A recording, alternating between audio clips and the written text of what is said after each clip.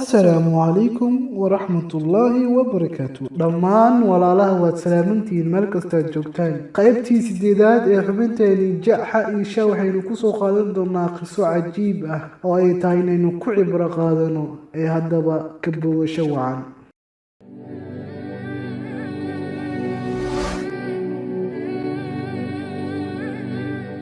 mid ka mid ah madaxweynayaashii soo maray dowladihii iska daba dambeeyay ee Islaamka ayaa waxa uu saaxiib la ahaay mid ka mid ah dadkii uu madaxweynaha u ahaay ninkii madaxweynaha saaxiibka la ahaay aad ayuu u jeclaan jiray inuu soo booqdo madaxweynaha mid ka mid ah wasiiradii madaxweynaha ayaa wuxuu is yiri ama xilka laga qaada oo lagu bedelaa ninkan madaxweynaha aad ka isku jecel yihiin ninkii wasiirka ahaa wuxuu go'aansaday inuu isku diro madaxweynaha iyo waliba ninkii uu saaxiibka la ahaay laakiin sidee ayuu iskugu diray wuxuu u tagay madaxweynaha wuxuuna ku yiri mudane madaxweyne ninkan saaxiibkaaga markii uu ka tago dadka wuxuu ugu sheekeeyaa madaxweynaha afkiisa wuu urayaa haddii aad beentay u maleyso markuu ku imaado fiiri gacanta ayuu afka saaran doonaa wuuna ka soo tagay madaxweynihii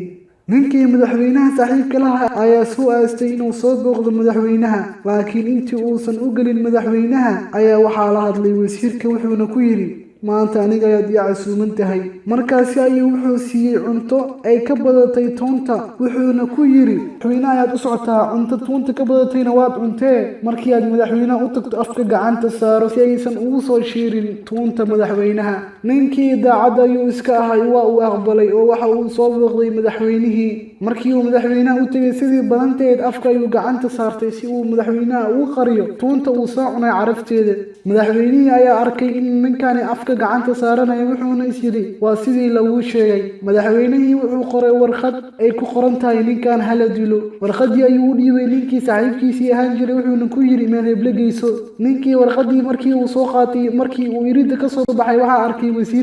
wasiirkii ayaa wuxuu ku yiri madaxweynaha maxaad kala kulantay wuxuu ku yiri madaxweynaha warqadan ayuu isoo siiyay meel hebla tag ayuuna yiri ninkii wasiirka wuxuu is yiri ninkan lacag ayaa la siinayaa ee warqada ka qaado wuxuu go'aansaday inuu lacag siiyo ninkii madaxweynaha ay saaxiibka ahaayeen asigana uu ka qaato warqadii si uu u geysto meeshii madaxweynaha saaxiibkiisa u diray warqadii ayuu ninkii madaxweynaha ay saaxiibka ahaayeen ka soo qaatay wuxuuna warqadii la soo aastay meeshii ninkii loo diray markii meesha la tagay warqada waxaaba ku qoran ninkan haddii uu ku imaado hala dilo wasiirkii ayaa la qabtay waana la dilay maalmo kadib ninkii madaxweynaha ay saaxiibada ahaayeen ayaa wuxuu soo booqday madaxweynihii ayaa ninkii la yaabay oo wuxuu yiri maxaa ku dhacay warqadii meesha ma geelin miya ninkii wuxuu ugu marmay qisadii sidii ku dhacday iyo warqadii inuu siiyey